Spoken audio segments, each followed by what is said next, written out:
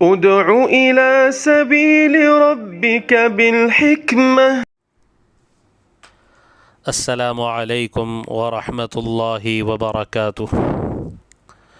الحمد للہ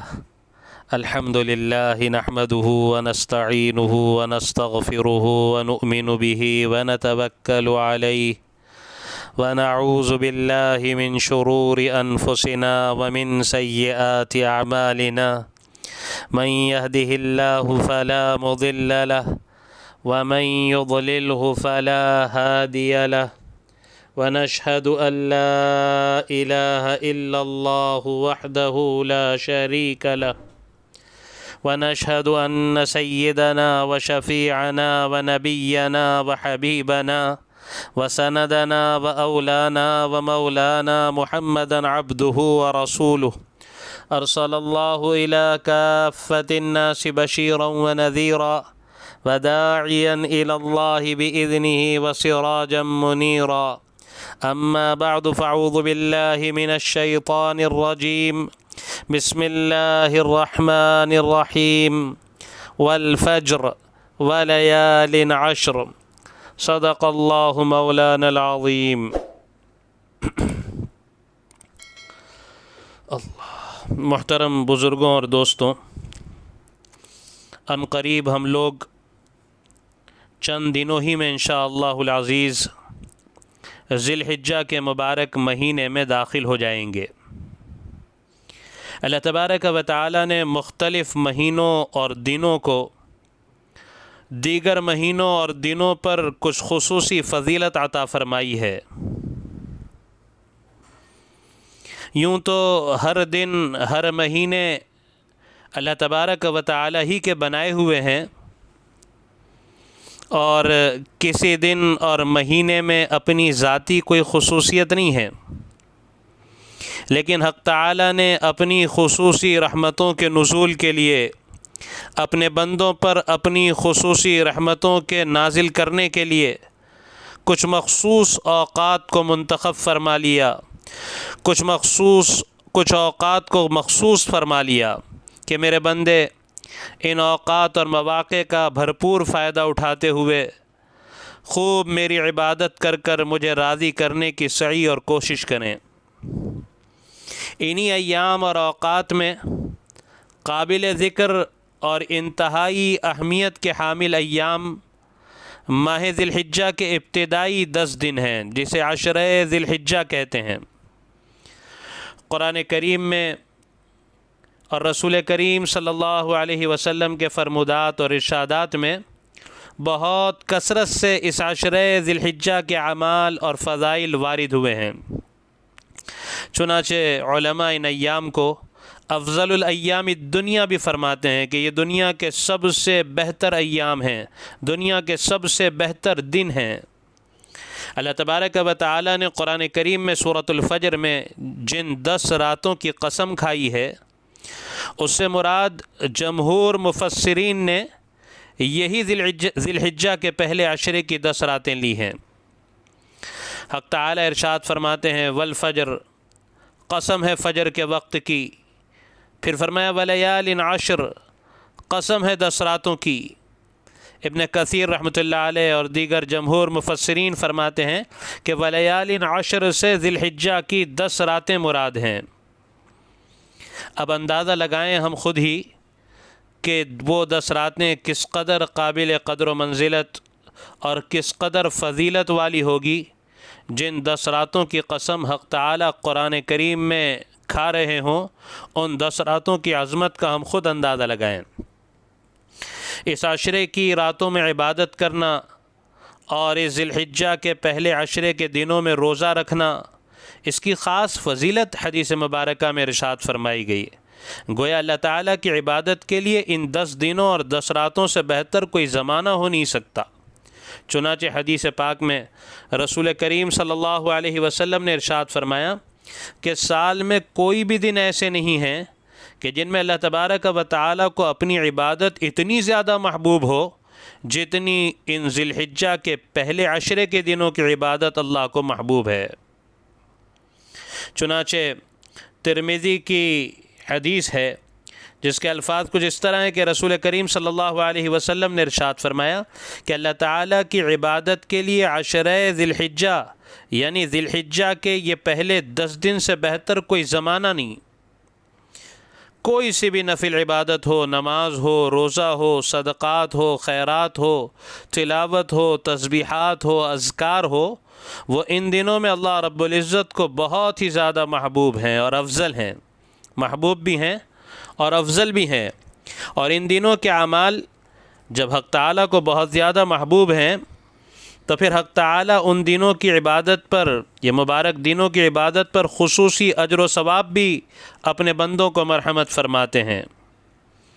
پھر اسی حدیث مبارکہ میں آگے نبی کریم صلی اللہ علیہ وسلم ارشاد فرماتے ہیں کہ ان دنوں میں یعنی 1 ذی الحجہ سے 9 ذی الحجہ تک ہر دن کا روزہ 1 سال کے روزوں کے برابر ہے، یعنی ایک دن کے روزے پر 1 سال کے روزے کا ثواب حق تعالی مرحمت فرماتے ہیں۔ اور ان راتوں میں عبادت کا ثواب گویا لیلۃ القدر میں عبادت کے برابر ہے، اور ساری عبادتیں ان دنوں اور راتوں کی حق تعالی کو بہت زیادہ محبوب ہے۔ میرے بھائیوں، رمضان المبارک ہی سے مبارک ایام و لیالی شروع ہو جاتے ہیں۔ رمضان کے تو سارے دن اور سارے رات مبارک ہیں۔ رمضان کے گزرتے ہی شوال کا مہینہ شروع ہوتا ہے جو اشہر حج میں سے ہے۔ حق تعالی ارشاد فرماتے ہیں الحج اشہر معلومات، حج کے مہینے مشہور ہیں جو معلوم ہیں، اور یہ مہینے شوال ہی سے شروع ہو جاتے ہیں۔ 1 شوال ہی سے اگر کوئی حج کا احرام باندھنا چاہے باندھ سکتا ہے، حج کے مہینے شروع ہو جاتے ہیں۔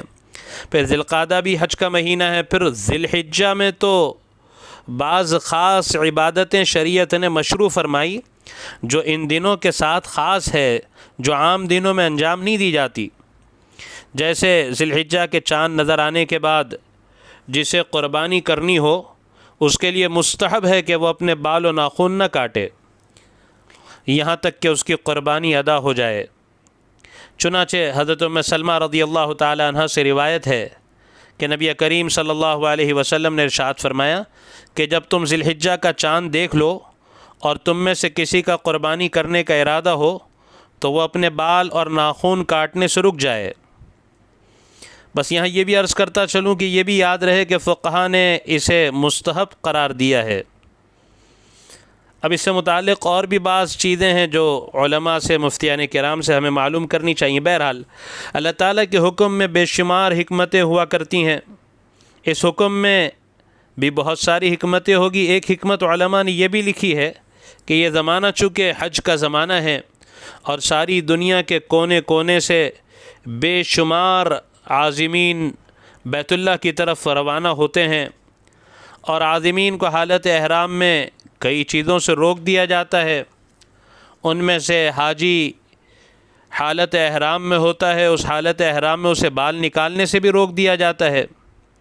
اب غیر حاجی تو اپنے وطن میں ہے، وہ تو حج کی سعادت سے فیضیاب نہیں ہو پا رہا ہے، تو اللہ تبارک و تعالی نے حاجیوں سے مشابہت کی خاطر کہ غیر حاجیوں کو بھی وہاں کی رحمتیں میسر آ جائے، حکم فرمایا کہ میرے مہمانوں کی مشابہت اختیار کر لو تاکہ تمہیں بھی ان رحمتوں اور برکتوں میں سے کچھ نہ کچھ حصہ میسر آ جائے جو خصوصی رحمتیں اور برکتیں حاجیوں پر نازل ہو رہی ہے۔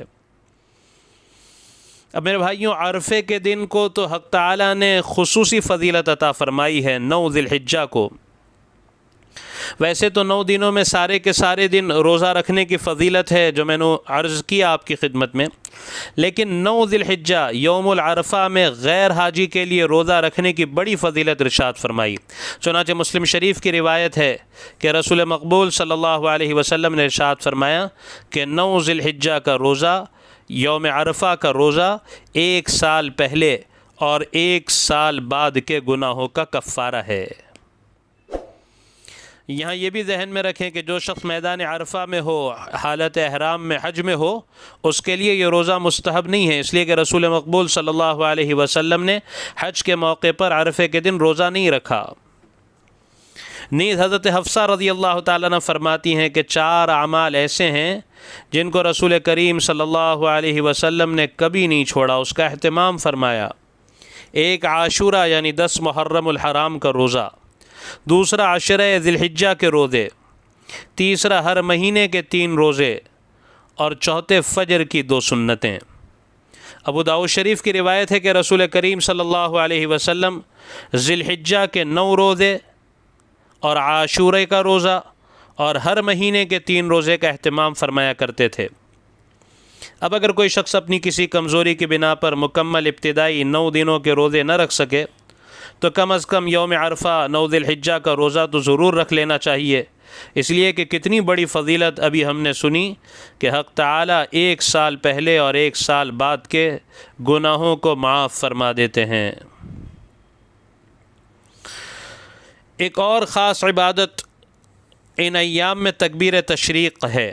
اللہ اکبر اللہ اکبر، لا الہ الا اللہ واللہ اکبر، اللہ اکبر وللہ الحمد، جو 9 ذی الحجہ کی فجر سے 13 ذی الحجہ کی عصر تک ان 5 دنوں میں مشروع ہے۔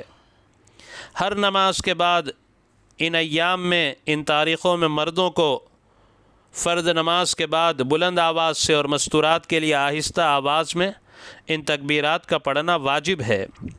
حضرات صحابہ کرام رضوان اللہ تعالی علیہم اجمعین اور تابعین عرفے کے دن اور قربانی کے دنوں میں خوب اللہ کی بڑائی بیان کیا کرتے تھے، اس لیے نمازوں کے علاوہ بھی چلتے پھرتے اٹھتے بیٹھتے ان ایام میں ان تکبیرات کی کثرت کرنی چاہیے۔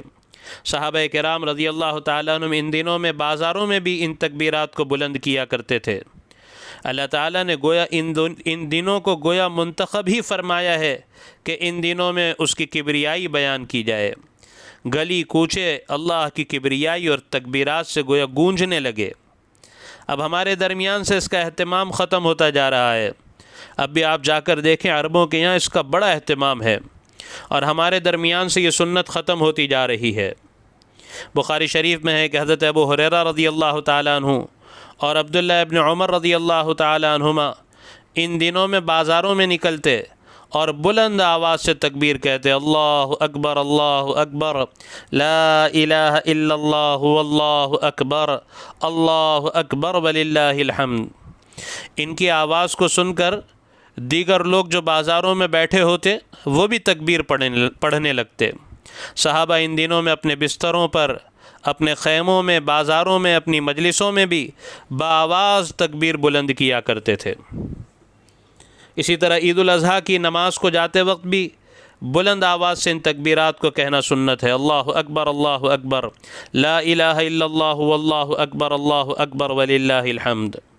چنانچہ رسول اللہ صلی اللہ علیہ وسلم نے ارشاد فرمایا کہ اللہ تعالیٰ کے نزدیک عشرہ ذی الحجہ سے زیادہ عظمت والے دوسرے کوئی دن نہیں ہیں، لہذا تم ان دنوں میں تسبیح، تہلیل، تکبیر، تحمید کثرت سے کیا کرو۔ پھر بھائیوں، یہ وہ مبارک مہینہ ہے کہ اس مبارک مہینے میں ہی ایام حج بھی ہیں۔ حج کے ایام، حج کو اسی مہینے کے مبارک ایام میں گویا ادا کیا جاتا ہے۔ پھر اسی مہینے میں قربانی کی بڑی عبادت بھی اسی مہینے کے 10، 11 اور 12 ذی الحجہ کو اللہ تعالیٰ نے قربانی کے لیے مخصوص فرمایا، لہذا ان دنوں میں عبادت کی خوب کثرت کرنی چاہیے اور ان 10 دنوں کو بہت غنیمت جاننا چاہیے۔ گویا یہ 10 دن اللہ تبارک و تعالیٰ نے ہمیں نیکیوں کا ایک سیزن مرحمت فرمایا ہے، اس لیے ابھی سے نیت کرنی چاہیے کہ ہم نیکیوں کے سیزن کو خوب وصول کریں گے انشاءاللہ۔ اس عشرہ اول کی مبارک راتوں میں اگر کوئی پوری رات جاگ کر عبادت نہیں کر سکتا اپنی کمزوری کی وجہ سے، تو رات کے ابتدائی حصے کو اور آخری حصے کو خصوصی عبادت کے لیے مخصوص کر لے۔ کم از کم اتنا تو کر ہی لے کہ عشاء اور فجر کی نماز کو باجماعت ادا کرنے کی فکر کرے۔ 10 ذی الحجہ کی رات یعنی عید الاضحیٰ کی رات، عید سے پہلے والی رات، یہ بھی بہت خاص رات ہے۔ اس رات میں بھی خصوصی عبادت کا اہتمام کرنا چاہیے۔ اب رہے قربانی کے فضائل اور اس کے برکات و ثمرات، تو وہ انشاءاللہ آئندہ مستقل عرض کیے جائیں گے۔ بس اللہ تبارک و تعالی ان مبارک ایام و لیالی کی برکتوں سے ہم سب کو مالا مال فرمائے، اور ان دن اور رات جو آنے والا مبارک عشرہ ہے، مبارک مہینہ ہے، اس کی برکت سے امت مسلمہ کی انفرادی اور اجتماعی پریشانیوں کو دور فرمائیں اور امت کے حالات کو درست فرمائیں۔ اور ان آنے والے مبارک ایام و لیالی کی خوب قدردانی کی ہمیں توفیق نصیب فرمائے۔ آمین۔ وآخر دعوانا ان الحمد للہ رب العالمین۔